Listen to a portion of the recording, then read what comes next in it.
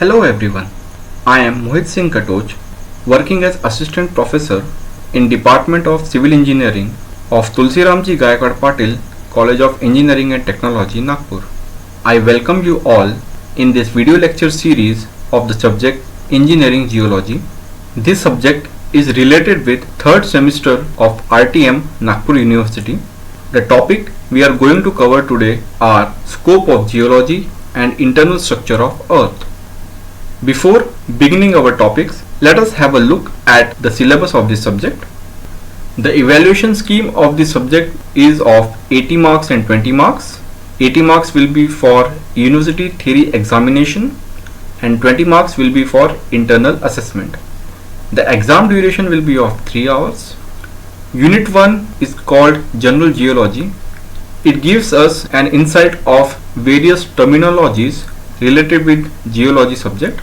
Internal structure of Earth, continental drift and plate tectonics, volcanoes and type of their products, geomorphology, weathering and erosion. Unit 2 is Mineralogy. It gives us an insight of various classification of minerals, various physical properties of these minerals, and various types of rocks such as igneous rocks, sedimentary rocks and metamorphic rocks. Unit 3 is called as Structural Geology. It tells us about various problems on dips, strike, thickness and 3 borehole problems. It gives us knowledge regarding folds, faults, joints and unconformity. Unit 4 is called as Earthquake Engineering. It gives us an insight regarding various earthquake zones of India, classification of earthquakes, landslides and subsidence, and measures to control the landslides and causes of land subsidence. Unit number 5 is called Geohydrology. It tells us about hydrological cycle, origin of groundwater, occurrence and distribution of groundwater, aquifers, aquitard, aquiclude, and various type of site investigations such as surface and subsurface investigation, geological mapping, drilling, borehole logs, etc. Unit number 6 is called as Application of Geology to Civil Engineering Works and gives us an insight of classifications of dams and tunnels. These are the textbooks and reference books which you can use for this subject. So coming on to today's topics, number 1 will be definition and scope of geology and number 2 will be internal structure of Earth. Let us begin with first topic, definition and scope of geology. What is geology? Geology is a word derived from ancient Greek language. In ancient Greek, geo meant earth, while logos meant the study of, and the word logy has been derived from word logos. Together, geology in simple terms means to study the earth. The study of geology mainly concerns itself with the study of Earth's origin, physical structures and substances of Earth, their composition and history, which includes the development of life and the nature of these processes which change over time. Hence, it is also known as Earth science. This is a fascinating subject which feels the pulse of the Earth. It tells us about all the processes happening inside the Earth's interior parts. It deals with the outer solid shell of the Earth composed of rocks, which is known as lithosphere. It includes the study of organisms that have inhabited our planet. An important part of geology is the study of how Earth's materials, structures, processes and organisms have changed over time. A scientist who studies the solid and liquid matter that constitutes the Earth as well as the processes and history that has shaped it is known as a geologist. Geology is a very broad subject. We are going to study engineering geology in this semester. So engineering geology is the application of geology in design, construction and performance of civil engineering works. Engineering geological studies may be performed during the planning, environmental impact analysis, civil or structural engineering design, value engineering and construction phases of public and private work projects, and during post-construction and forensic phases of projects. The main concerns of engineering geology are soil and rock deformability pattern along with soil and rock stability. Let us see the importance and scope of engineering geology. Engineering geology may be defined as the branch of applied science which deals with the application of geology for a safe and economic design and construction of a civil engineering project. The basic objectives of engineering geology are twofold. Number one, it enables a civil engineer to understand engineering application of certain conditions related to the area of construction which are essentially geological in nature. Number second, it enables a geologist to understand the nature of geological information that is absolutely essential for the safe design and construction of a civil engineering project. Engineering geology is very important to recognize the potential difficult ground conditions prior to detailed design and construction. It helps to identify areas susceptible to failure due to geological hazards. It is helpful to establish design specification, to have best selection of site for engineering purposes, and also to have best selection of engineering materials for construction. For all types of civil engineering structures, geological information about the desired site is very important. This information governs the vital importance in three phases. Number one is planning, number second is designing, and number third is construction. In planning phase, we have to gather knowledge by the study of various maps such as topographical maps, hydrogeological maps, and geological maps of that particular construction site. In the designing phase, we gather information regarding the presence of hard rock, its depth and inclination with the surface, the mechanical properties of rock, presence of any structural weaknesses, and position of groundwater table and seismic nature of the area. Depending upon this planning and designing phase, construction can be carried out smoothly. This is an example of topographic map of India. It gives us an insight regarding various topographical features of a particular area. We can see various geographical features depending upon the location in the map. This is a hydrogeological map of India. This map gives us knowledge regarding the groundwater potential of various areas. We can clearly see that the areas near the Ganga river and Punjab are having more potential for groundwater reserve, whereas areas in Rajasthan and Himalayas are having less potential for groundwater storage. This information can play a very important role while deciding the type of foundation for a particular construction site. This is a geological map of India. It tells us regarding various types of soils and rocks present throughout the country. This also helps in designing and planning phase of a construction project. Hence, by using these type of maps, we can clearly decide the type of materials, type of construction practices to be adopted depending upon that particular site. Engineering geology covers wide range of areas. These includes geological hazard, geotechnical properties, material properties, landslide and slope stability, erosion, flooding, dewatering, and seismic studies. Most important role of the engineering geologist is the interpretation of landforms and earth processes and to identify potential geologic and related man-made hazards that may impact civil structures and human development. With this, we have completed our first topic, scope of geology. We will now begin with our second topic, that is internal structure of Earth. This is the basic anatomy of Earth. The internal structure is layered in spherical shells, which includes an outer silicate solid crust, a highly viscous asthenosphere and mantle, a liquid outer core that is much less viscous than the mantle, and a solid inner core. We will see these different layers in detail. The structure of Earth can be defined in two ways. Number one, on the basis of its composition, and number two, on the basis of its physical mechanical properties. On the basis of composition, the structure of Earth can be divided into crust, mantle, and core, while on the basis of physical mechanical properties, the structure of Earth can be divided into lithosphere, asthenosphere, mesosphere, outer core, and an inner core.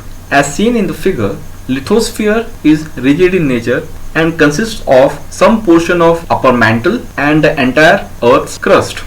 Asthenosphere is plastic in nature and is a part of upper mantle. Mesosphere is rigid in nature. It is also known as lower mantle. The outer core is liquid in nature, whereas inner core is solid in nature. The following figure will further explain these layers in detail. As seen in the figure, the earth is composed of various different layers. At top we have a crust, below that we have upper mantle. Both the crust and upper mantle together forms a lithosphere, which is running up to a depth of around 100 kilometers. Below lithosphere we have a layer asthenosphere. It is partially molten and plastic in nature under pressure. It ranges up to a depth of about 700 kilometers. Below asthenosphere we have lower mantle. It is also known as mesosphere. This lower mantle is more rigid than asthenosphere, which is probably due to a greater pressure as compared to asthenosphere. Upper mantle, asthenosphere and lower mantle together forms the thickest layer of earth. Below mantle we have an outer core in liquid phase, and after outer core comes inner core, which is rigid in nature. The core mainly consists of iron, nickel and sulfur. The boundary which divides outer core from inner core is known as Lyman discontinuity. The total distance between the surface of earth and center of inner core is around 6300 kilometers. We will now see each layer one by one in detail. We will begin with the uppermost layer. The crust is the layer that we live on, and it is the most widely studied and understood layer amongst all the layers available. It is the outermost layer, which is like an apple skin. It is very thin in comparison to other layers but is rigid in nature. The crust is mainly divided into two types: continental crust and oceanic crust. The continental crust is mostly composed of granitic igneous rocks. It is having a density of about 2.8 grams per centimeter cube, with a thickness of about 32 kilometers below the continents. The oceanic crust mostly comprises of basaltic igneous rocks having a density of about 3 grams per centimeter cube. It is a much thinner layer as compared to continental crust, having a thickness of about 8 kilometers below the oceans. As we can see, the density of continental crust is lower than the oceanic crust. Because of this, the less dense continents ride on the denser oceanic plates. These continental and oceanic crusts are broken into many small pieces called as lithospheric plates, which floats on the soft semi-rigid asthenosphere. These lithospheric plates are part of plate tectonics, which is the basis of the continental drift theory. We will study both plate tectonics as well as continental drift theory in the forthcoming video lecture. This figure shows various lithospheric plates. There are majorly 7 plates all around the world, namely Pacific plate, North American plate, South American plate, African plate, Eurasian plate, Australian plate and Antarctic plate. Apart from these 7 major plates, we have some minor plates as well, such as Indian plate, Arabian plate, Philippine plate, Nazca plate, Caribbean plate, etc. Some plates are moving away from each other while some plates are moving towards each other. This phenomena will be explained in detail when we will study the topic continental drift theory and plate tectonics. Moving on to the next layer, we have mantle. The mantle is the largest layer of the earth with a thickness of about 2900 kilometers. It is made up of hot rock and it becomes more dense as we move towards the core. The mantle is divided into two parts: upper mantle and lower mantle. The top upper mantle part is cool and rigid. Just below that, the rock is hot and soft enough to move like a thick paste. This is where asthenosphere forms a part of the upper mantle. Asthenosphere is plastic in nature and is involved in plate tectonics. Lower mantle, also known as mesosphere, creates convection currents, because of which the upper mantle flows resulting in the movement of plates. The convection currents are caused by the very hot material at the deepest part of the mantle, which is rising, then cooling and sinking again, repeating this cycle over and over, resulting in the movement of continental and oceanic plates along with asthenosphere. The mantle is mainly made up of iron and magnesium silicates. As we can see in this figure, the lower mantle occupies maximum amount of area amongst all the layers. Hence, it contains about 80% of the total volume of Earth. This particular diagram gives us details regarding the asthenosphere and lithosphere. As we can see in this figure, the asthenosphere is the semi-rigid part of the mantle that flows like hot asphalt under a heavy weight and pressure. This plastic asthenosphere moves like a thick paste and is involved in plate tectonics, allowing the plates to move along with it. The entire crust, which includes continental as well as oceanic crust, and the upper layer of mantle together makes up a zone of rigid brittle rock called the lithosphere. This lithosphere ranges up to a depth of about 100 kilometers. As we can see in this figure, on the right hand top corner, the lithosphere, which is rigid crust and upper mantle combination, measures up to a depth of around 100 kilometers and contains both continental as well as oceanic crust along with part of rigid upper mantle. The next layer is the core of the Earth. It is like a ball of very hot metals. It mainly comprises of nickel and iron. Because of the abundance of both these metals, it is sometimes also known as knife layer, where Ni stands for nickel and Fe stands for iron. The average density in the core is around 11 grams per centimeter cube. The core is divided into two parts, an outer liquid core and an inner solid core. The outer core is so hot that the metals in it are all in the liquid state. The outer core is composed of the melted metals of nickel and iron, and it is having a thickness of about 2300 kilometers.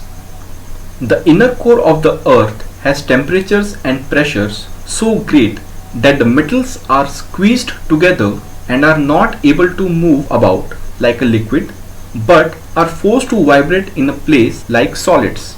The thickness of this inner core ranges about 1200 kilometers. In fact, the inner core is having a temperature which is similar to the temperature of the surface of sun, and the pressure here is so great that a person would get squeezed into a ball smaller than a marble if any person was able to go to the center of the Earth. Due to the abundance of iron and nickel, the Earth's core is responsible for its magnetic field, which protects all the living organisms on the surface of Earth from harmful solar radiations and various other radiations coming from distant solar systems.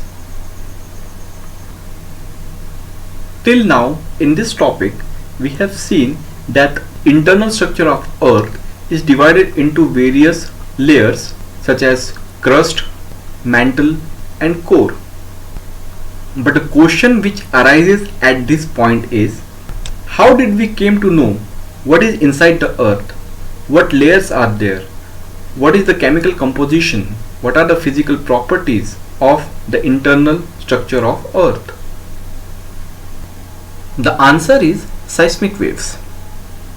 Seismic waves are waves of energy that travel through the Earth's layers and are result of earthquakes, volcanic eruptions, magma movement, large landslides and large man-made explosions that give out low frequency acoustic energy. Many other natural and anthropogenic sources create low amplitude waves commonly referred to as ambient vibrations. Seismic waves are studied by geophysicists called seismologists. Seismic wave fields are recorded by seismometer, hydrophone, which are used underwater, or accelerometers. Among many types of seismic waves, one can make a broad distinction between two major types. Number one is body waves and number second is surface waves. Body waves are the one which travels through the interior structure of Earth. These waves are categorized into two types. Number one, primary P waves, and number two, secondary S waves.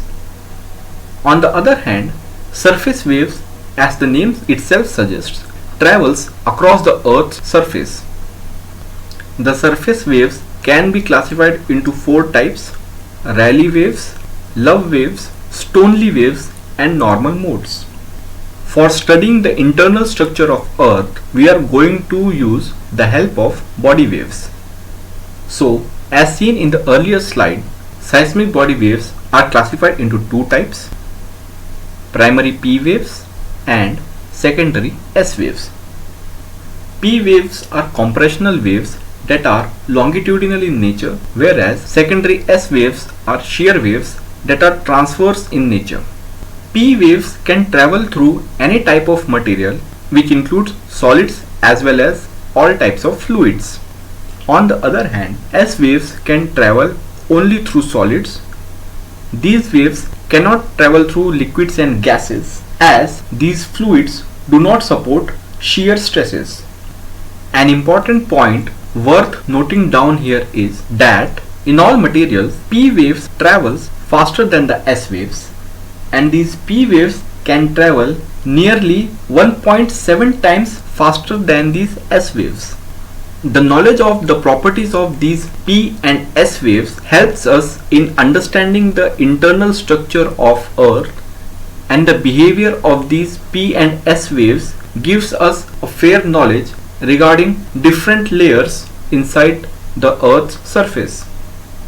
The following figure gives us an idea of how these primary and secondary waves oscillate with respect to the direction of a particular wave. The P waves oscillate through compression and expansion in the same direction of the movement of the wave. We can see alternate compressions and dilations in figure number 1 of P wave. In figure number 2, we can see that S waves oscillate in a direction that is perpendicular to the direction of movement of a particular wave. The S wave oscillates with a particular wavelength. What is the result of these wave movements on the surface of Earth can be seen in the following figure. As we can see here, the P waves oscillates in alternate compression and dilations in a longitudinal manner, whereas the S waves travels in a transverse nature. The speed of P waves is approximately 6.5 km per second as compared to the approximate speed of 3.5 km per second of S waves. These waves are captured on the surface of Earth with the help of seismographs placed at various locations around the globe. And with the help of these seismographs, a graph chart has been plotted for the route taken by these P and S waves to travel from an epicenter of a particular incident up to various seismographic locations. As we have studied earlier, S waves are shear waves which cannot pass through liquids and gases. These waves get reflected and deflected from their path when they reach the boundary of outer core. And we can see an area at the bottom marked with red line known as S wave shadow zone, which explains that S waves were unable to penetrate through the outer core of Earth, as shear waves can't travel through any liquid medium. So, the absence of S wave in Earth's outer core suggests a liquid state of that particular layer. Also, in the second figure, we can see that P waves easily penetrate through the core of the Earth but are traveling through a deflected path, which is happening because of various densities at those particular core layers. If we merge both these figures together, we get a figure something like this. With the help of these techniques, the entire internal structure of the Earth can be mapped and analyzed accurately.